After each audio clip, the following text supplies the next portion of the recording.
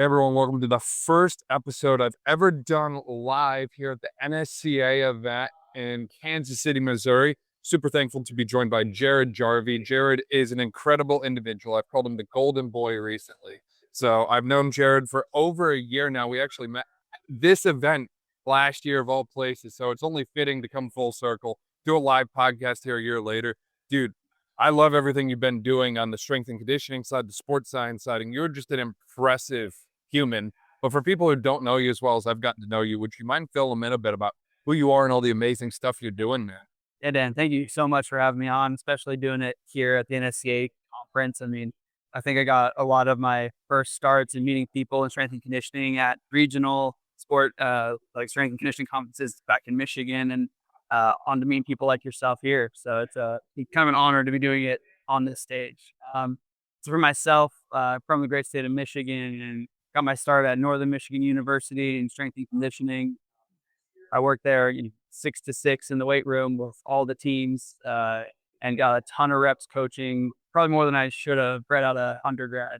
From there, took steps to improve my education, and I went to the University of Michigan grad school. For that, I must have done a good enough job that they hired me on as a strength conditioning coach at Michigan, and then transitioned over to Penn State University, where I worked with baseball and field hockey, and now work at the University of North Carolina. I oversee our women's lacrosse primarily. I work with our rowing teams and assist with women's basketball.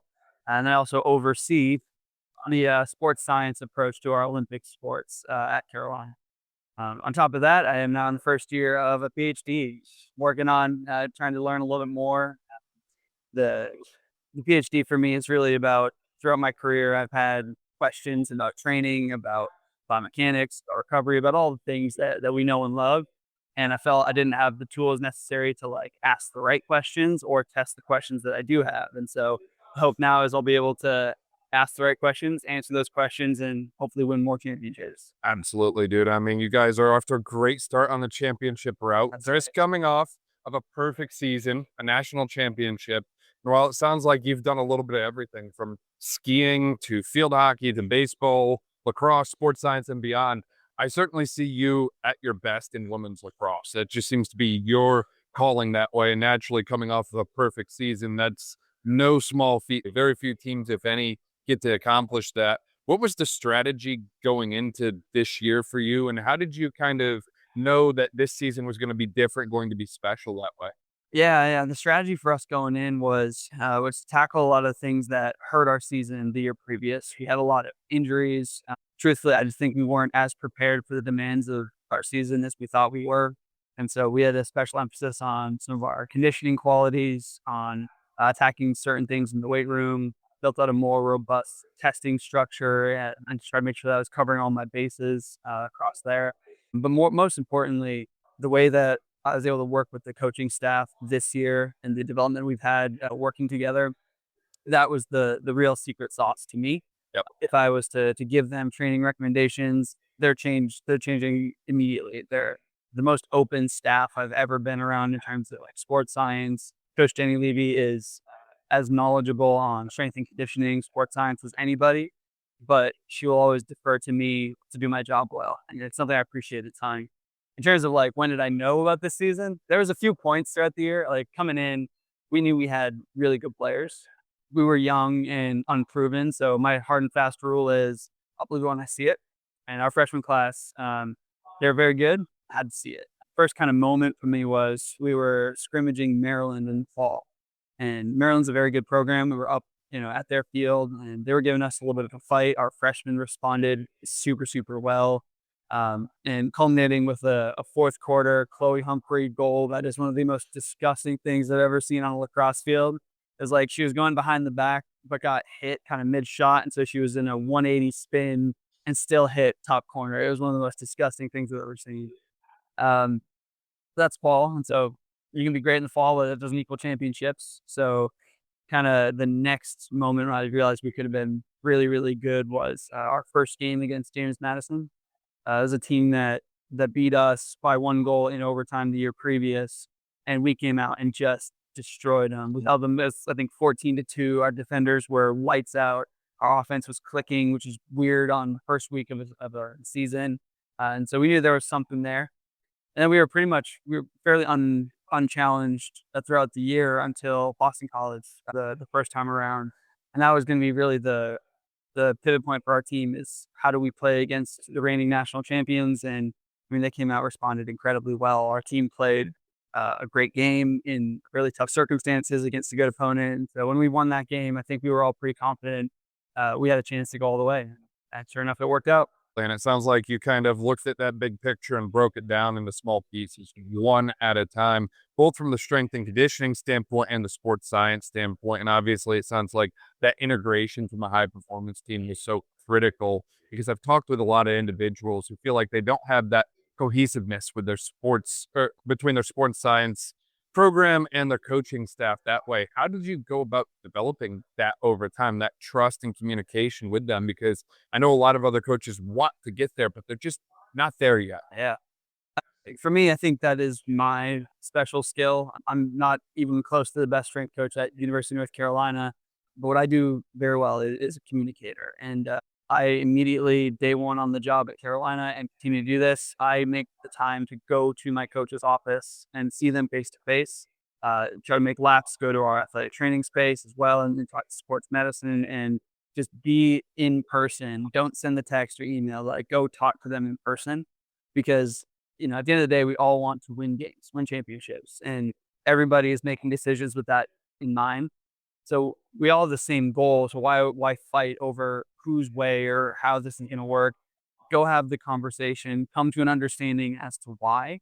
And usually you find a route moving forward that fits both agendas. There's never really actually, like, you make a great argument and the why makes total sense, but no, that never happens. So it's a combination of just communicating, educating the people that don't have the education that I do, and just trying to be a good person. I recommend all my interns to go watch Ted Lasso for how to communicate in athletics environments, right? Kill them with kindness, make FaceTime. And it's okay to be a little self-deprecating at times and understand that maybe I don't know what I'm doing every once in a while, but my coaches totally understand that. Absolutely. As Dan Taylor said, you have to go at it with high respect and low ego. And if you do those things, it goes well. And I think to your point, a lot of people never have the conversation. They just assume, oh, it's just going to happen. And it's like you have to put forth some effort. And I mean, we were talking about it earlier today. In order to get to the level that you're at, to be with a team that wins a national championship after a perfect season, it takes effort. It takes sacrifice. Like there's times when you're not able to respond to people immediately with your text because like there's work to be done. But it sounds like you did that work, not just in the S&C and sports science sense, but also from personnel sense as well, developing those relations with the coaching staff, with the players and athletes themselves. And that's carried over into the success, possibly as much as the S&C and sports science stuff, maybe even more. Yeah. Yeah, I think so. And like, I'm fortunate enough to work with, one of the best coaches in lacrosse history. I mean, Jenny Levy's been doing it for 30 years now at University of North Carolina. And like, it's understanding that her insight into lacrosse is just as good, if not better, a data point than all of my GPS tape, and so it's understanding like I have to take that into account. You don't get to the level that she's gotten to like on accident or by mistake. She is a resource that I need to set my ego aside and use. And so when it comes to the training of the team that she wants, I better ask her what her opinions are on what did we do well last year? What do we need to improve upon? Even if it disagrees with my model in my head of how we should train, I need to take her advice into account. And again, when I do that, it creates more buy-in from her for me. And we're getting to the point as our working relationship is she's willing to go to crazy ends of the earth to match what I'm asking for because she trusts that I'm doing the right thing for her team. And going into like the programming side a little bit, how did you approach the off season for your team that way? I know you mentioned you had a few injuries to kind of clear up from the year before that way. How much do you individualize and how do you go about planning for that off season period, if there is such a thing as an off season lacrosse anymore? One of the weird but really good problems we have at UNC is that we have a lot of athletes who continue to play through the summer, like international responsibilities and things like that. And so, especially with some of our star players, we wanted to really individualize and lengthen out kind of our return to sport build up for the fall and for the spring. So, instead of simply saying, all right, the whole team is at a 50% reduction in load and slowly build it up, I built out more individualized build out programs for all of our players. Some of our athletes who accumulated a lot more high speed running and higher sprint speeds had a longer, more gradual build up.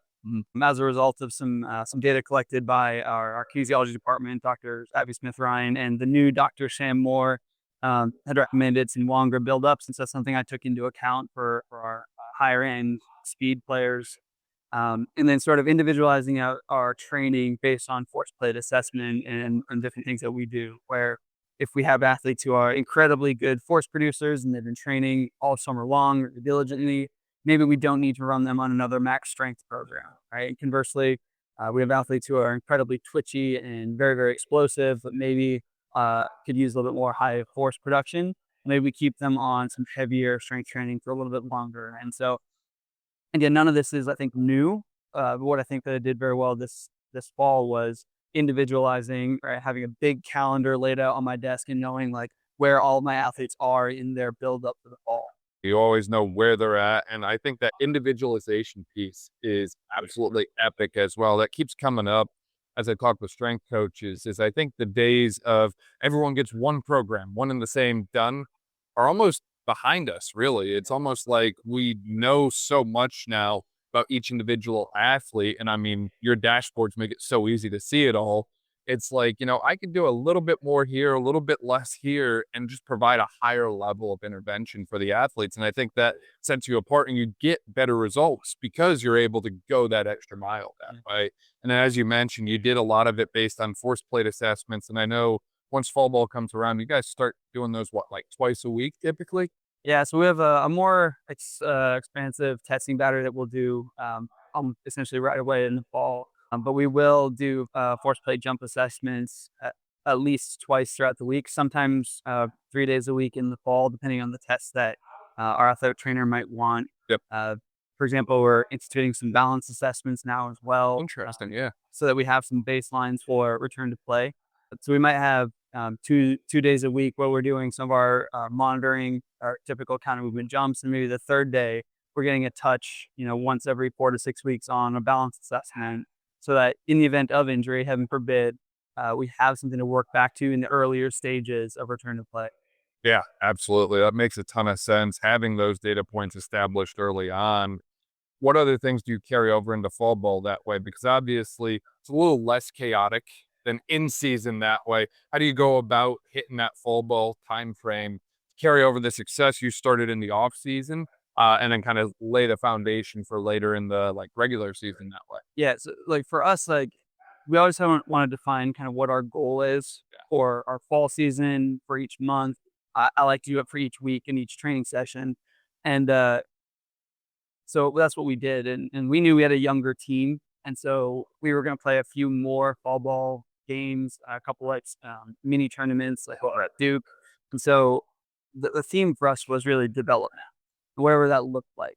And so when we think about development, we meant our freshmen, some of our transfers maybe needed more field time to play more lacrosse, to develop chemistry, to get some of the stick skills up to par.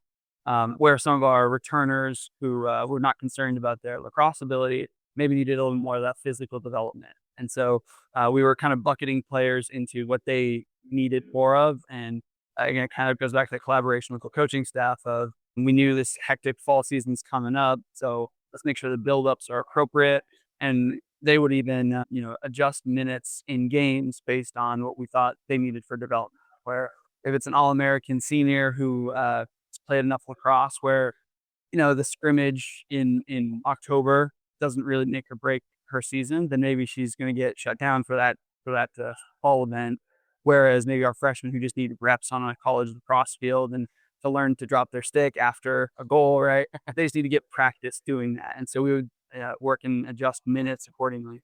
Absolutely. And it sounds like to do that, you've had a firm understanding and foundation around GPS wearables and that sort of thing that way. And that's a new thing that, as we've experienced here, is growing on the lacrosse research side that way, which I'm super excited about that way. But I've worked with a lot of individuals who don't have a lot of experience with the wearables that way. What kind of things did you find helped to kind of lead to your success integrating the wearable technology into your framework in lacrosse that way? Yeah.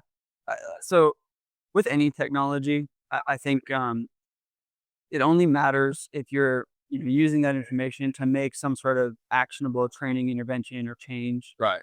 And so again, kind of my superpower is the ability to help communicate these numbers to make a change. Yeah. Um, for like early starting out, it's even picking one thing. Like a lot of these companies have, like a general load total number you can use. To start with that and be like, okay, let's define what is a hard day, what is a light day, and modulate from there. For me personally, again, I think some of my success has been able to get a little bit deeper into understanding like what metrics are make or break for performance for us. Um, as I look at some of the abstracts over there and in some of the preliminary match demands of women's lacrosse, we're seeing very similar volume load numbers for our team versus some of the other ones. But one of the key variables that I think separates us is some of the higher speed, sprint speeds, high speed running totals. I think we do that really, really well. And it's a point of emphasis for me in training and in practice. Uh, so like, that's something that, those in lacrosse, they want to look at, just total distance. Well, that can be important, but I think in terms of making or breaking, wins and losses in games, how you do that 10,000 meters that day, I think matters a little bit more than just going 10,000 meters. Absolutely. No, I think that's a great point. It's not necessarily the end goal, it's how you get there Yeah. because all roads eventually lead to Rome, but you can get to Rome any one of 20 different ways. And some get you there quicker, some are a little bit, harder on the brakes, if you will, metaphorically speaking. I think that's such a great point to try and understand how each individual athlete is getting to that end goal. And then you can start to see trends over time, whether that's by position or by player type, and kind of get a little bit more of a firm understanding of who that athlete is. I mean, I just think about the player cards that you built out. It's like you literally can create like a video game profile for all of your athletes, which I'm sure they absolutely love that way. And I mean, I love to see it too, because it's like, it makes it so easy. It's Then like, they love them when their scores are really high. They really hate them if I show them a low score. Yeah. yeah, and I'm sure it kind of gets them that mindset of, "Oh, this is why we train. This is why we need to continue to get faster and get stronger because, hey, maybe this number's trending the wrong way, and it's time to kind of readdress that and correct it, if you will." Yeah. But you can see that in real time as opposed to finding out months later down the line that way. In that fall ball time frame, how often are you working with the team in their lifts, and what does your kind of warm up look like? Because I think, correct me if I'm wrong, but I think you integrate some of your warm up work with practices and games, match Yeah. day type stuff that way. Do you like microdose certain qualities within that warm up? Or Yeah. So again, I'm incredibly fortunate. I mean, I work with the team every single day, yeah, in some capacity, even days when they're off. I'm working with their data. But like in the fall, we will lift 3 times a week and do a practice.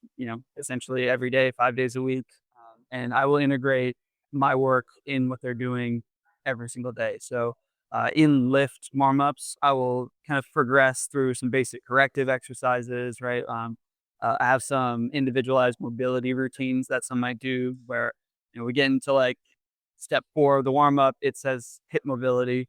And each athlete kind of knows what group they're bucketed into for like, oh, for hips, oh, you need adductors, maybe you need a little bit of glute work. And so they have some targeted things just to help improve the quality of their lifts. On the field, then we always match our warm ups to the qualities we're trying to build. hmm So if it's a day where I'm trying to build a lot of high speed running, I'll typically integrate our sprint mechanics. We'll do a little bit longer, drawn out warm up with some technical work, and then usually finish that with some linear speed sprinting so that we can get a touch on some top speeds and then hopefully continually build those top speeds over the course of the fall. Conversely, with say a smaller field day or kind of more sevens, that's the day where we can integrate a lot more change of direction, some foundational, maybe short field cone drills to work on some basics before opening to more chaotic and then letting him go play 7v7 lacrosse. I was very fortunate too. For this past season, AJ Blue, who's with football at UNC, and now is with the Miami Dolphins. He helped me a ton with change of direction progressions for our team, and our coaching staff loved it. They loved calling them our cornerback days. as our warm-ups leading into some of our shorter field days. And so it's all about, we take those warm-ups that I think some people take for granted as this is my same 10-minute dynamic warm-up. And, we use them to meet the demands of the day and also put in a few progressions to hopefully get a little bit better. And I think we saw some wild successes in like sprint technique changes in our change of direction mechanics, and something that I want to expand out for the next year because it can only get better from here, right? Absolutely. I mean, it sounds like you just have intention behind every action. You have a purpose for it. You know what it's working towards. There's a theme for the day. And it sounds like you're not letting any little detail go to waste, right? Like a lot of times, to your point on the warm up, it's like, well, we're just going to use it to get their heart rate up. And you see the athletes do a walking lunge and then walk 10 yards and do another walking lunge. And it's like they're not really getting a whole lot out of that. Versus if you go at it with that approach of, hey, look, this is important. And the more serious we take this, the more serious we're going to be able to play, the better we're going to be able to play. And hey, we can actually use this time to get some legit good adaptations, because I think when people hear strength and conditioning, they only hear the strength part and they forget about the conditioning part. And part of that is, like you said, getting some of those different cutting and change of direction contacts, getting some of those repeat sprint contacts, because guess what? When the season rolls around, they're going to do it. Yep. So if you don't start it in the off season, it's going to be really difficult to get them to do it in season when it's asked upon them. Yeah. And certainly, like, there are some parts of our warm up that are fairly standard, right? We still have to raise core body temperature. We still have to stretch our muscles, right? Like, we have to do the simple things. Yep. And our team knows like the first half of the warm up every day, but they don't know the second half typically, right? They'll know, okay, we're going to do some sort of hops, but right early in the fall, it might be in place double leg hops for time. But by the time we get to the end of fall, it might be like a skipping progression, right? As we've progressed the warm up throughout the course of the fall, just so we always are trying to work on the traits that I think they need to work on. And in sport of lacrosse, sometimes we have a lot of specialized lacrosse players who are elite, but maybe not the most developed athletes. And I think the warm-ups are a really great opportunity if you're given the time to work on some of those general qualities. Absolutely. So how do you go about connecting that fall ball where you've got so much time with the athletes with the spring session when it's kind of gapped by that winter break time frame where maybe for about a month, the athletes are kind of off on their own that way? They go and work with private people, do you program for them? What does that kind of like in between period look like? Yeah. If you will? So just based on the college schedule, knowing that we have a break in the middle, we push really, really hard leading into that break. Yep. Because we know we're done with football games and we can make this a really hefty training time. And so we're doing some of the hardest conditioning we do all year, some of the heaviest, most intense lifts that we do all year. And by that time, we're seeing the fruition of 12 weeks of real strength and conditioning, which is fantastic. So what that does, one, it builds in an opportunity to use the break as a break. Maybe I can pull them back a little bit, and it doesn't matter as much if they're training with a trainer or not. They can actually take the time to recover a little bit.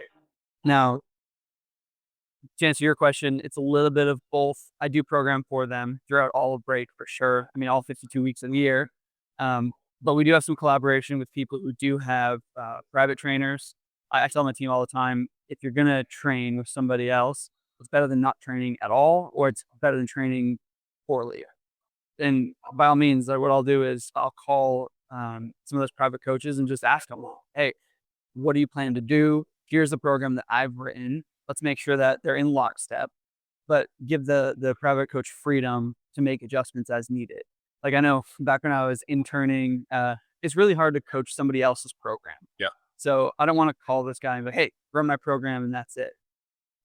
But if I've got them doing something that's more, muscular endurance focused, some, low intensity goblet squats, and then they go to this guy and he's doing 3RM heavy box squats, West Side style, right? Like those two things are not equivalent. They're a little So, different. Yeah. We need to make sure that we're just on the same page. But like if the private coach believes in doing back squats and I have them doing front squats, I don't truthfully care. I want to make sure that they're getting the best coaching possible as long as we're in lockstep as to what the qualities need to be. Absolutely. There needs to be freedom to allow them to express their own unique coaching philosophy, but there has to be an understanding of, hey, these are Division I athletes and some of the best at that. So there's standards that have to be met. There's things that we're working towards. And if you go too far off of them, you're actually not just hurting the athlete a bit, but our program as a whole. So it's really just that mutual understanding of what those actions add up to. I think the other thing that's interesting is you mentioned about how towards the end of the semester, you kind of push them really hard because, hey, we can. But I know that time tends to get a little stressful for a lot of the athletes I rehab because they're like balancing finals and all this kind of stuff that way. How have your athletes been able to balance the demands of, rigorous sport with all the different academic things That just speaks to them. I mean, I'm very lucky that I've got athletes who can handle a lot. I mean, the standard at Carolina is championships, and they understand that the training that we do is meant for that. Yep. And my athletes know, and I say this to them probably too much. I give you nothing more, nothing less than what I think he needs. And so when we're doing lactic intervals on the cross country trails, they hate it. But when I ask for another rep, they never complain. Last year they did complain. Last year they were not happy. This year they're like, yeah, if that's what's necessary, we'll do it. It's no problem. And so they're given a lot of resources from our program, Right. like academic support. We have great like academic spaces just upstairs from our weight room. Their locker room's beautiful, and so I think we give them all the support necessary so they can handle all those stresses. Because on the back end, we know that we're going to ask a lot of them. So again, it speaks more to them than it does to me. Yep. But we know that it's time to push. We're going to try to help them out wherever we can. And of course, with all of our monitoring, I will pull back when necessary. But we have specific goals we're shooting for towards the end of the fall, and so we try to get them. Absolutely. And on that topic of nothing more, nothing less, one of the things that comes up a lot when I'm talking with individuals in the lacrosse space is they believe that more is always better, or at least the athletes seem to think that more is always better. And I've worked with some athletes who are working with phenomenal strength coaches, right? Like take Matt Nine, literally wrote the textbook on strength training for lacrosse with Joel. Yeah. Like he's a legend. But for some reason, some of his athletes were like, yeah, I don't think we're doing enough. So they go to the gym 5 days a week on their own, on top of practice, on top of lifts, on top of all the stuff they're already doing. And I can't quite wrap my head around it because I think sometimes less is actually more. Do you ever have that issue with any of your athletes where they think, oh, I'm not doing enough, I need to constantly do more, do more? Yeah. And they almost kind of get themselves in this like vicious cycle where they're just constantly pushing more than they really need to. It almost becomes detrimental eventually. 100%. I mean, athletes are high achievers, not just Carolina. Like, D2, D3. I am a mediocre at best athlete. I think I'm a high achiever, right? And so they want to do what's going to make them better, right? Like if you have a bench player who's trying to take a starter spot, they're going to work extra to try to do that, and it's encouraged. The thing is always directing that work to the right thing. And so like we had some conversations with players where it's like they're trying to do extra conditioning workouts and they want to run more and be fit and in shape, and I love that. But let's sit down with the coach and say, like, what is the thing that's going to help you get on the field more? Are you out of shape? Then yeah, we can do more conditioning. We probably should. But is it more stick skills? Is it you need to watch more film? Well, then let's spend that exact same amount of time instead working on the thing that's going to make you better at lacrosse, not just better on my fitness tests. Again, we don't use our fitness tests to determine who plays. We play the best lacrosse players, which I know it sounds crazy, right? Play the really good players, yeah. And get a chance to win. My goodness. Now, like, don't get me wrong, we play a very aggressive, fast-paced style of lacrosse, and in order to succeed in how we play, like, you're going to need to be fit, fast, and fierce, and we're very proud of that. But that's not always the thing to do. And so again, communication with the athletes, like building that trust with the coaching staff, the athletes, all of us together, so that we can openly talk about, hey, this is why it's great, this is why it's bad, and here's the way to direct that work so you can get better. And maybe this is one of the differences between men's and women's teams. I'm very fortunate. The women's teams, they want to do everything so perfectly. If I give them a simple coaching cue on their squats, hey, a torso up a little bit more, this much, like forward, backward, like where do you need it? Like they want it to be done perfectly every time before maybe they progress weight. Where some of my men's teams in the past, it's like more. You just have to do more. Yep. When maybe they needed more technique correction. And so interesting differences between between genders for sure. And as long as we can direct them, then it's gonna be no problem. That's interesting. I've seen that as well, where a lot of times certain athletes are looking for more feedback on things. And it's like, sometimes I'm more than willing to give that. And sometimes it's like, no, you're good. Just keep going. Like, go to the beat of your own drum, so to speak. And we've covered so far what kind of led up to the success leading into the season, getting into the in-season component, because ultimately that's where the magic happens, right? I know Anthony Cockrell talked about this with me when we did a podcast on volleyball, and he's like, it's all about peaking at the right time. You have to know when that is. You have to know what your plan was to get there that way. How did you approach the in-season component for you guys, especially with the growth of lacrosse, the amount of travel you all do? I mean, I'm assuming you fly private most of the time that way, which might help a little bit, but regardless, it's still a lot of stress on the athletes and a lot of different ways they're getting pulled that way, a lot to juggle that way. So how did you approach this in-season strength and conditioning and sports science assessment, if you will? I always like to say, like, my job is split into fall versus spring. Yeah. In the fall, my job is to, help them meet the physical demands of their sport. Yep. And in the spring, it completely flips to like a fatigue manager. You know what I mean? Which isn't, fully true. We're obviously still working qualities throughout the spring as well, but my mindset shifts quite a bit because, like you said, the goal is win lacrosse games, not be on my back squat or my bench press, right? So for me, again, fortunate to be with the team all the time at every practice. And, I develop periodization plans for our practices. So we have physiological targets we're looking for, and GPS derived metrics primarily. And, for me, again, the secret sauce is the things that are not sexy. It's calendars and meetings and plans.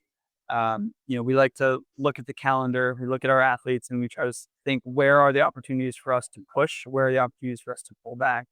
When looking at our game schedule, is there anywhere where we happen to find like a 5 or 8 day stretch where we can actually get an extra 2 lifts in and keep building on those physical qualities?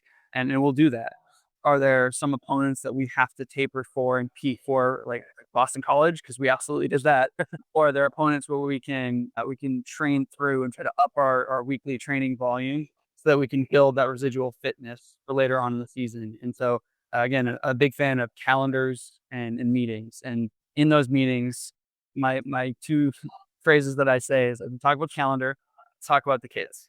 Talk about the calendar, talk about the kids. And where do those two things fit together? When you do that, you can find the opportunities to push when you have to deload, and it helps, all the plans that we have actually come to fruition. Absolutely. And one of the things I've learned about you is a lot of the times the actions tend to be pretty obvious. It's like, hey, if X, we do Y.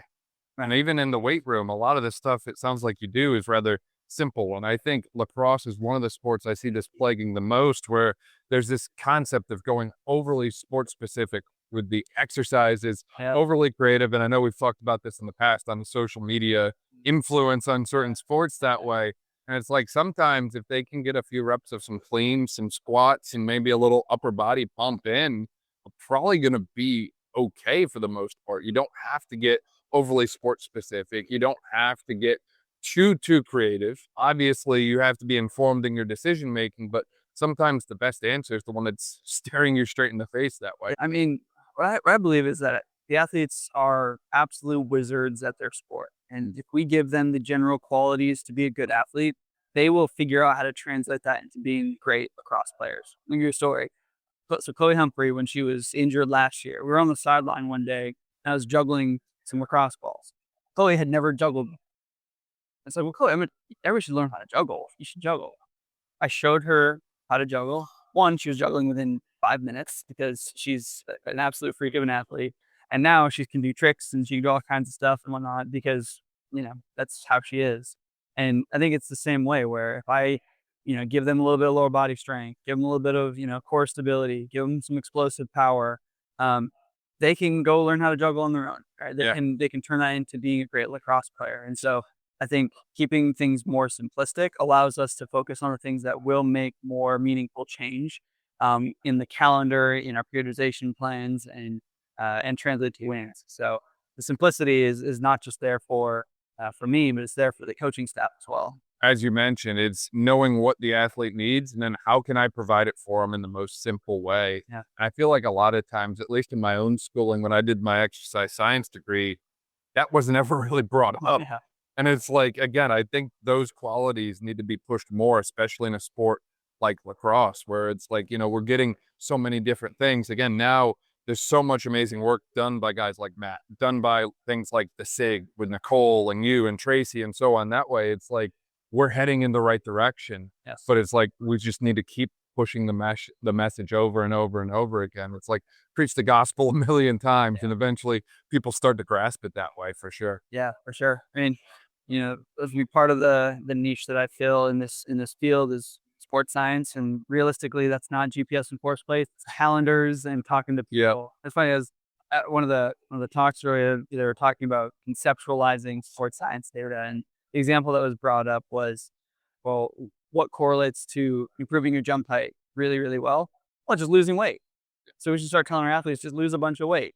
I mean, obviously, that's not true, right? Right. As performance professionals, we know, yeah, the contextual nature of that is like, well, maybe lose some weight, but maybe it's getting more powerful, getting stronger, things like that. And so that really, to me, is what matters more. Is like, great, we have a bunch of data, we have plans, but we got to contextualize it. You got to bring it down to the human level first and foremost. Absolutely. And I think the other piece that's unique about your season is not just the fact that you went undefeated and won a national championship, but you played, I believe, more games than anyone except Northwestern, who you played in the national championships. That makes your work, especially on they use the term load management a lot lately, all that much more important because it's like the workload is that much higher. And oh, by the way, we're not just playing a national championship, we're playing it in Foxborough, coming from Chapel Hill, where Chapel Hill's pretty nice, mild winter. I will say we had a moment getting off the plane where we left 80-degree sunny Chapel Hill, and it was like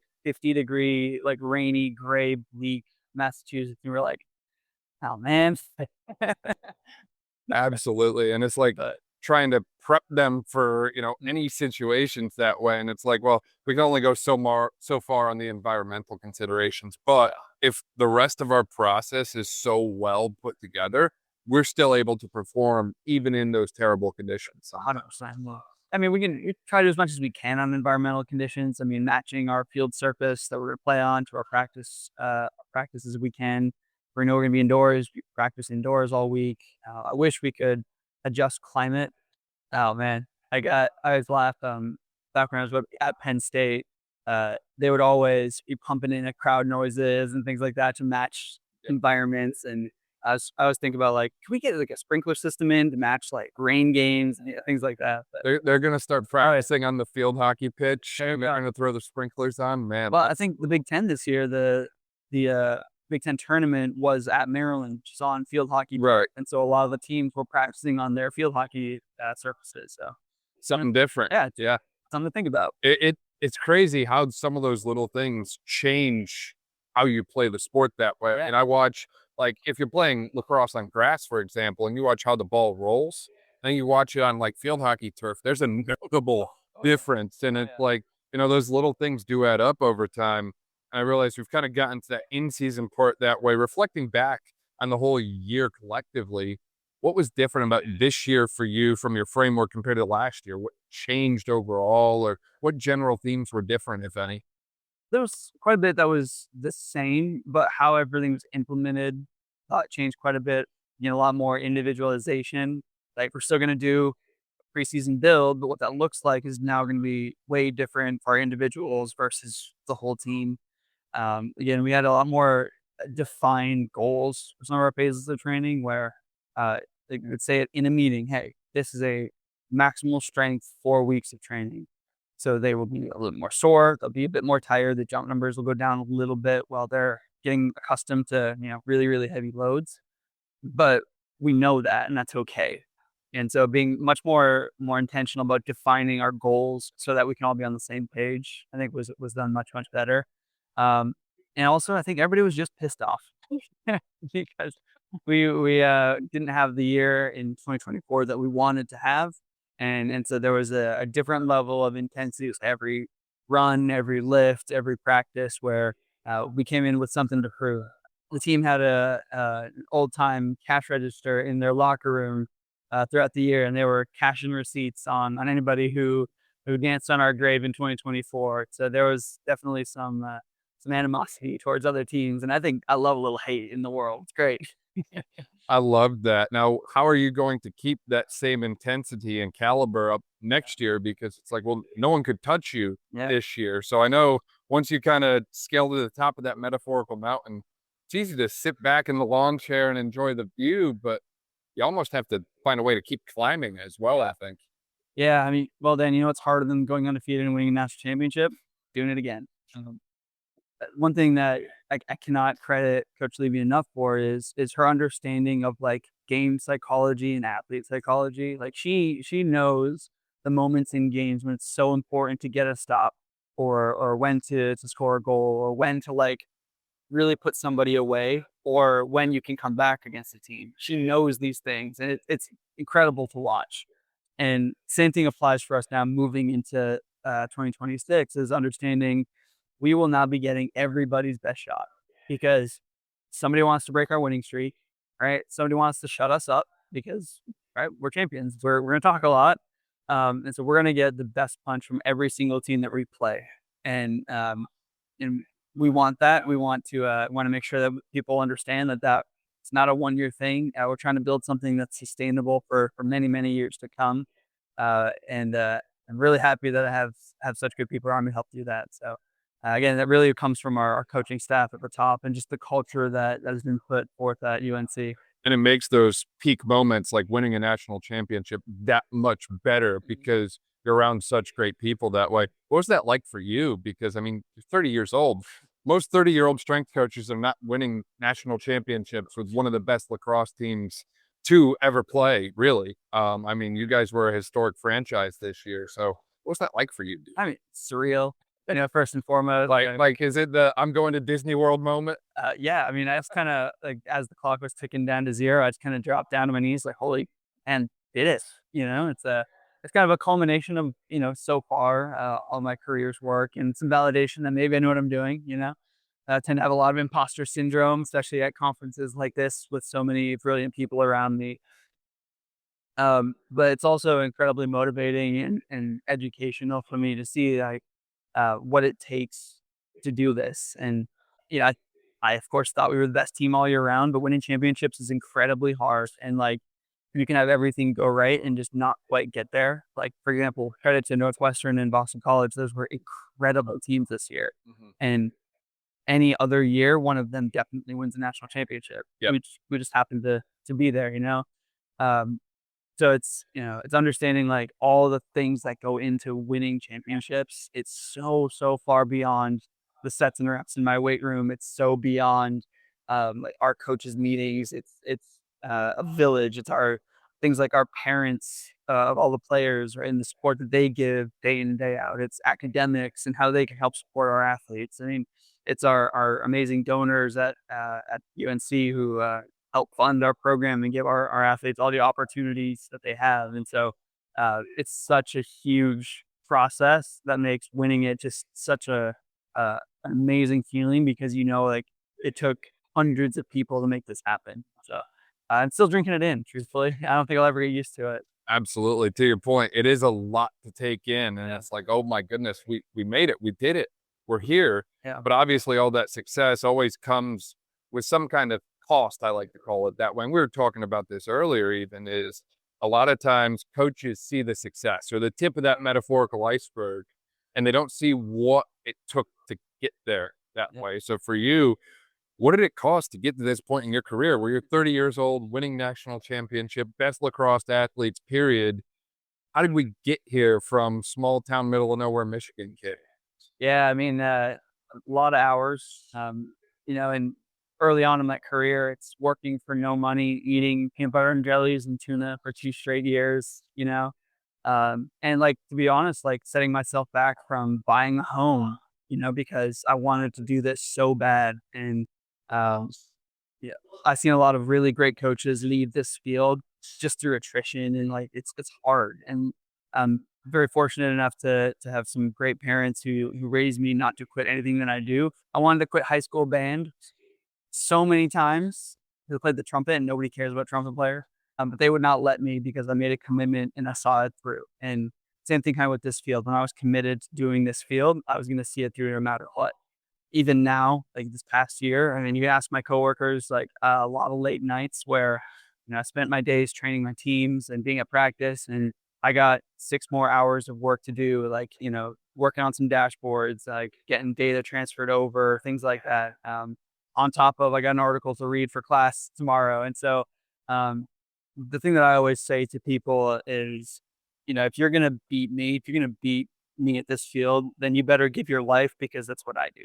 And I don't think it's necessarily healthy, but, it's how my brain operates. And so far it's worked out pretty well. Yeah, it's all or nothing. Or you're either Right. all in or you're not. It's simple. It's almost like more of a like X's and O's way of thinking. It's like, am I going to give my all at this? Yes. Okay. Done. Yeah. And I think the other thing that's impressive about you is it's like, it's possible to do that while also being married, having a dog. Like a lot of times I think people in the field get so quick to cite like, oh, well, I can't give my all because I have this or I have that. And it's like, it is possible Yeah. to get that balance. You just have to get Yeah. creative with it. Well, I think like people often think about it almost like the job and being married and having a dog is like adversarial. Like those two things can't go together. I completely disagree. Like my wife is the reason I can put in so many hours, because she understands, like, one, she's married to a crazy person.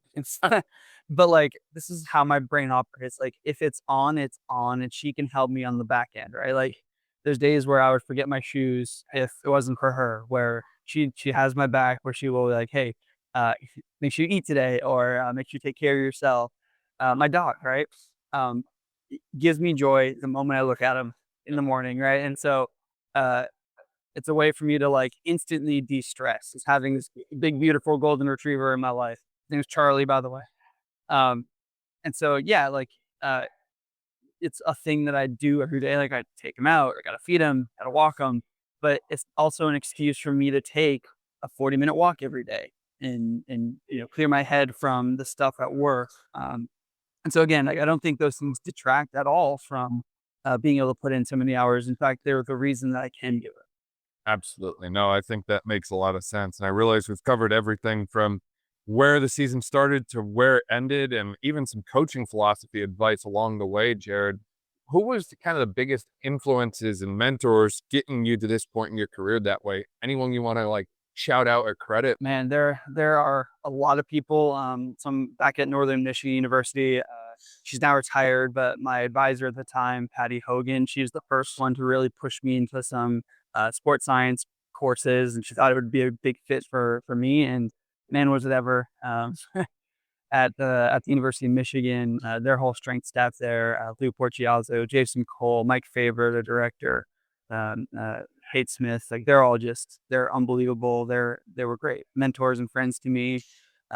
Penn State, all the people that I work with there, the coaches, Josh Nelson, who's now with the Atlanta Falcons, and Mark Lewis, uh, who's now with the Texans. They were great mentors to me along the way, and all my current coworkers and people at North Carolina. It's one of the things that's maybe super underrated about my job is like the people in my office, people in the weight room are some of the best people that I know. And I learned so much, sitting at a desk right next to Eric Hernandez, and being able to talk shop with John Lamb and Alex Penner in my office. Like it's a joy to be at a place like that. And so we're coworkers, but they're also mentors to me in a lot of different ways. Yeah, I can only imagine the quality of the conversations in that room. My goodness. I tell you, man, I'm the worst strength coach in our office. It's ridiculous. Someone needs a microphone in there, maybe hit record, and then the UNC Performance Podcast will be born. I tell you, like the conversations, like just in between training sessions, or if I'm working out with Alex, the talks we have in between sets, like, yeah, it's amazing. It's almost the quality of the NSCA National Conference.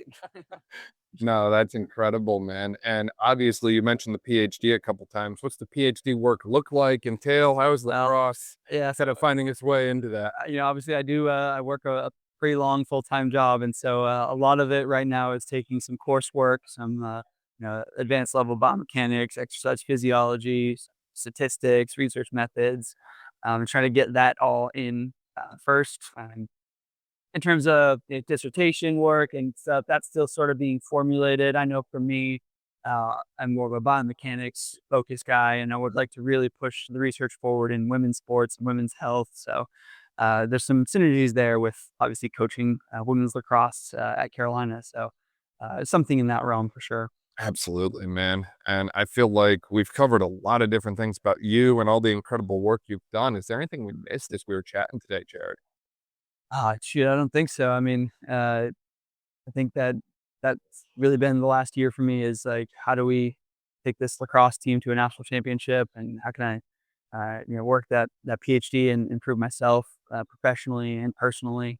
That's really been kind of the summary of my year. But other than that, I mean, it's been a wonderful year, and hope we can do this again at the next NSCA national conference. Absolutely, dude. I think it's in New Orleans next year, and I can not think of a better place to. Well, maybe Chapel Hill would be okay. Chapel Hill's pretty good. I think we could do a live Listen, one. I've suggested before we need more conferences in the Triangle area. We got beautiful, beautiful towns. Chapel Hill is gorgeous. Great airport, so you It will get in, works. It works. fairly central. For people who want to find out more about you, Jared, where can they find you at, man? That would be the University of North Carolina at Chapel Hill. No, again, I'm not super active on any social medias, but you're welcome to follow me on Instagram if you'd like. It's Coach_Jarvi, Jarvi. And I'm happy to respond to any emails, phone calls. You can find me on the UNC website, I'm sure. But yeah, I'm happy to talk to people about lacrosse, coaching, training, sports science, whatever it might be. I think Dan would admit I'm a pretty open guy. Happy to talk to people here at this conference, and anybody who's interested in this field. And in fact, like all the people that I mentioned before, they were always incredibly open to me. And so I'd like to pay that forward for any other future coaches, current coaches who have questions for me. I don't know why you'd ever ask me, but if you'd like to, I'm happy to talk to anybody out there. Yeah, absolutely. And we'll link up to all of that in the description once this publishes for the public to kind of re-listen to that way. Yeah. That way, if you didn't quite catch it, you can just catch Jared on all the major platforms that way. Jared, this was awesome, man. Appreciate your time and all the amazing work you're doing, dude. Dan, thank you so much.